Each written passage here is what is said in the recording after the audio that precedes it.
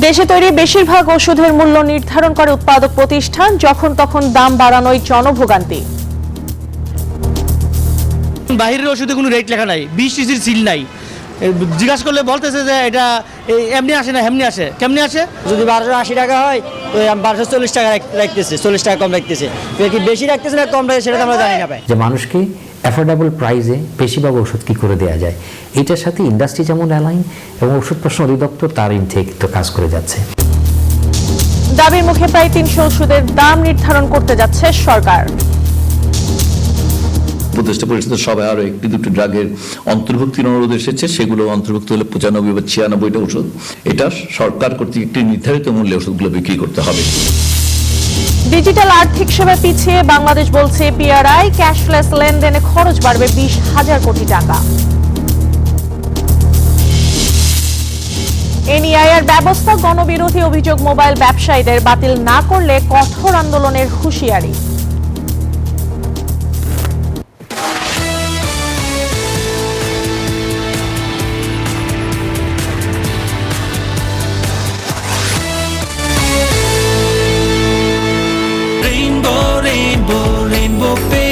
Rainbow Paints, the color of joy. আমন্ত্রণ ব্যবসা বাণিজ্যের অর্থনীতির সর্বশেষ খবর নিয়ে নিউজ 24 এর নিয়মিত আয়োজন বিজনেস টাইমে। সাথে আছে আমি পিঙ্কি সানোয়ার। এতক্ষণ দেখছিলেন সংবাদ শিরোনাম, এবার বিস্তারিত। চাল, ডাল, তেল, এমনকি বিদ্যুতের দাম সরকার নির্ধারণ করলেও একই পথে হয় না বেশিরভাগ ওষুধের দাম নির্ধারণ। অনুসন্ধান বলছে দেশে উৎপাদিত 97% ওষুধের মূল্য নির্ধারণ করে উৎপাদনকারী প্রতিষ্ঠান। 2024-25 সালে বিভিন্ন ফার্মাসিউটিক্যালস প্রতিষ্ঠান জীবন রক্ষাকারী ওষুধের দাম বাড়িয়েছে 100 থেকে 140%, আর তাতেই হিমশিম খাচ্ছে সাধারণ মানুষ। ওষুধ নিয়ে রিশাদ হাসানের 2 পর্বের ধারাবাহিকের প্রথম পর্ব আজ। ছবি তুলেছেন আসাদুজ্জামান কানন। টাঙ্গাইলের আসমা খাতুন 2024 সালে তিনি আক্রান্ত হন দুরারোগ্য ক্যান্সারে। এরপর থেকে প্রায় 2 বছর ধরে চলছে তার চিকিৎসা। কেমোথেরাপি, এন্টামেটাবোলাইট সহ বিভিন্ন ঔষধ বাবদ এরই মধ্যে আসমার খরচ হয়েছে প্রায় 10 লাখ টাকা। এক কথায় মাত্র 1 বছরে নিম্ন মধ্যবিত্ত পরিবার থেকে আসমার পরিবার যোগ দিয়েছে দারিদ্রতার মিছিলে। ঘরে খাওয়ান দাওয়ান থাকে না, মনের মানুষ যে তার কাছে দেখে একবার কই যে আমার ঘরে খাওয়ান দাওয়ান নাই, সে 140 দেয় অথবা 70 দেড় দেয়, কিনাই না ডিমাই না রাইন্দা খাও, এভাবে বাবা চলি। এদিকে গ্লোবাল হেলথ এক্সপেন্ডিচারের তথ্য বলছে আসমার মতন 2022 সালেই চিকিৎসা ব্যয় মেটাতে গিয়ে দেশে দরিদ্র হয়েছে 61 লাখ মানুষ। এই ব্যয়ের অন্যতম খাত ওষুধ। জীবন রক্ষাকারী এই পণ্য কিনতে গিয়ে দেশের মানুষের বাস্তবতা এমনই। দেশে উৎপাদিত 97% ওষুধের মূল্য নির্ধারণ করে উৎপাদনকারী প্রতিষ্ঠানগুলো। 2024-25 সালে বিভিন্ন ফার্মাসিউটিক্যালস প্রতিষ্ঠান জীবন রক্ষাকারী ওষুধের দাম বাড়িয়েছে 100 থেকে 140%। তাতেই হিমশিম খাচ্ছে সাধারণ মানুষ। বাহিরের ওষুধে কোনো রেট লেখা নাই, 20 সিসির সিল নাই। জিজ্ঞাসা করলে বলতেছে যে এটা এমনি আসে না হেমনি আসে। কেমনি আসে? যদি 1280 টাকা হয় তো 1240 টাকা রাখতেছে, 40 টাকা কম রাখতেছে। কি বেশি রাখতেছে না কম রাখতেছে সেটা তো আমরা জানি না ভাই। একটা ইনসুলিন কলম মনে করেন আমার 6 দিন যা 5টা কলম দিছি, আর অন্যান্য ওষুধ লইয়া আমার বিল আছে 19,000 টাকা। নবমিক্স 30 পেনফিল আগে আমরা 3700 টাকা করে কিনছি বারডেন থেকে, আজকে ওরা বললো যে 4400 টাকা, মানে একটাতে আপনার 700 টাকা করে বাড়াই দিচ্ছে।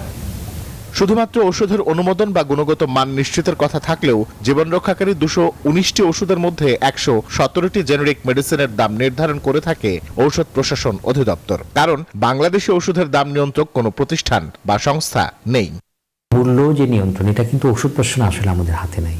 আপনি যদি আজকে একটা ইন্ডাস্ট্রি করেন, আসলে ওই প্রোডাক্টের কস্টিং আপনার সার্বিক কারণে, অনেকগুলো কারণ আছে যেগুলোর কারণে বেড়ে যেতে পারে। এখন যদি কেউ আপনাকে টেনে ধরে যে না এর মধ্যে আপনাকে রাখতে হবে, সেই ক্ষেত্রে একটু সমস্যা আছে। তবে বর্তমান সরকারের অনেক ভালো ভালো উদ্যোগের মধ্যে এটাও একটা উদ্যোগ যে মানুষকে অ্যাফোর্ডেবল প্রাইসে বেশিরভাগ ওষুধ কী করে দেওয়া যায়, এটার সাথে ইন্ডাস্ট্রি যেমন অ্যালাইন এবং ওষুধ প্রশাসন অধিদপ্তর তার ইনটেক তো কাজ করে যাচ্ছে। মূলত কোন কোম্পানি কি ধরনের কাঁচামাল কোন দেশ থেকে ক্রয় করে, কত পরিমাণ ক্রয় করে এবং উৎপাদন ব্যবহার করে তার উপর ভিত্তি করে নির্ধারিত হয় ওষুধের দাম।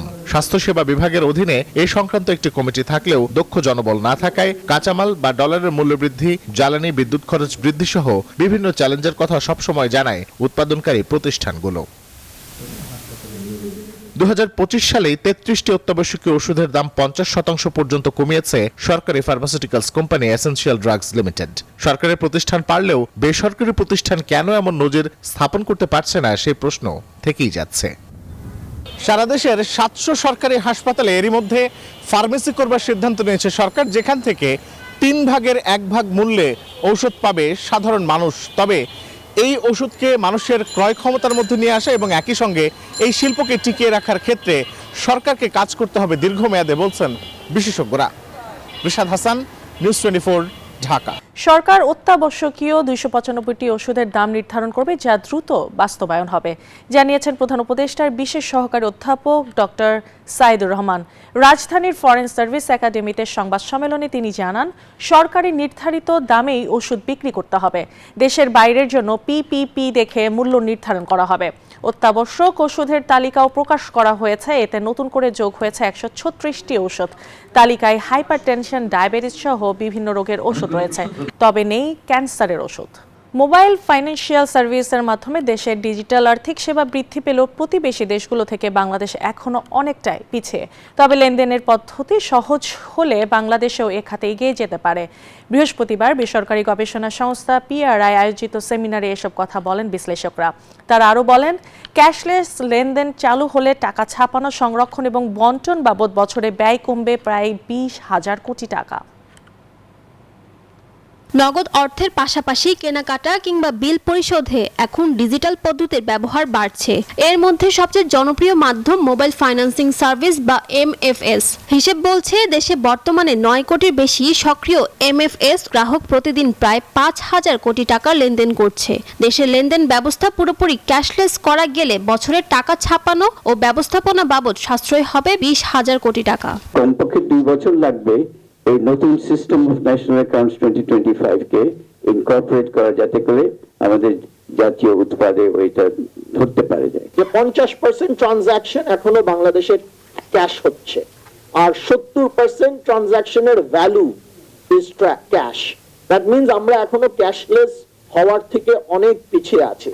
PRI আয়োজিত সেমিনারে বক্তারা বলেন, ব্যাংক MFS বা PSP অ্যাকাউন্টে তাৎক্ষণিক টাকা পাঠানো চালু হওয়ায় ডিজিটাল অর্থনীতিতে গতি এসেছে। তবে বাংলা QR চালুর ফলে সব লাইসেন্সধারী ব্যবসা প্রতিষ্ঠানে নিজস্ব ডিজিটাল পেমেন্ট বাধ্যতামূলক করা হলেও তা বাস্তবায়ন হয়নি বলেই অভিযোগ সেবা প্রদানকারী প্রতিষ্ঠানগুলোর। বাংলাদেশে একটা খুব ইরেশনাল ট্যাক্স আছে, সেটা হলো টার্নওভার ট্যাক্স। ভ্যাটের একটা ক্যালকুলেশনস আছে, right?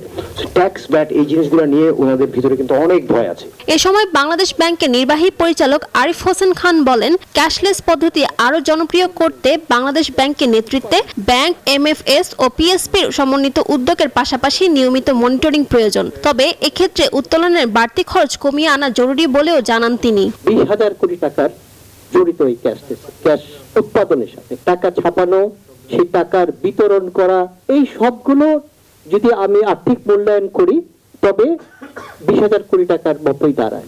There are players in the market, তাদেরকে ইনোভেট করার সুযোগ দিতে হবে, but also have to be careful that there is a cost to it. দেশে ক্যাশলেস লেনদেন বাড়াতে ব্যবসায়ীদের জন্য বাংলা QR কোড বাধ্যতামূলক করতে আহ্বান জানান বক্তারা। একই সাথে ব্যাংক, MFS ও PSP ব্যবহারকারীদের QR পেমেন্ট চালুর উপর জোর দেন তারা। ক্যাশলেস ট্রানজাকশন করার জন্য সেই টুলস। ফারজানা রিয়া, নিউজ 24, ঢাকা। জাতীয় সরঞ্জাম পরিচিতি নিবন্ধন ব্যবস্থাকে গণবিরোধী আখ্যা দিয়ে তা বাতিলের দাবি জানিয়েছে মোবাইল ব্যবসায়ী ও সচেতন ভোক্তা সমাজ। বৃহস্পতিবার বিকালে ঢাকা রিপোর্টার্স ইউনিটির সাগররণী মিলনায়তনে সংবাদ সম্মেলনে এই দাবি জানান তারা। বক্তারা বলেন, এই পদ্ধতিতে লাখো মানুষ কর্মহীন হয়ে পড়বে। আন্দোলনে অংশ নেয় গ্রেফতার 57 ব্যবসায়ী দ্রুত মুক্তি দাবি করা হয় সংবাদ সম্মেলনে। দাবি না মানলে দেশ জুড়ে কঠোর আন্দোলনে নামার হুঁশিয়ারি দেন তারা। যমুনা ব্যাংক PLCর বার্ষিক ব্যবসায়িক সম্মেলন অনুষ্ঠিত হয়েছে। ব্যাংকের চেয়ারম্যান জনাব মোহাম্মদ বেলাল হোসেন এতে প্রধান অতিথি হিসেবে উপস্থিত ছিলেন। বৃহস্পতিবার ঢাকার একটি অভিজাত হোটেলে আয়োজিত এই সম্মেলনে বিশেষ অতিথি ছিলেন ব্যাংকের নির্বাহী কমিটি ও যমুনা ব্যাংক ফাউন্ডেশনের চেয়ারম্যান আলহাজ নূর মোহাম্মদ, পরিচালক কানুতোষ মজুমদার, মোহাম্মদ ইসমাইল হোসেন সিরাজি এবং স্বতন্ত্র পরিচালক M মুর্শিদুল হক খান। এই ছিল বিজনেস টাইম এখনকার মতো আয়োজন। এতক্ষণ সাথে থাকার জন্য ধন্যবাদ সবাইকে।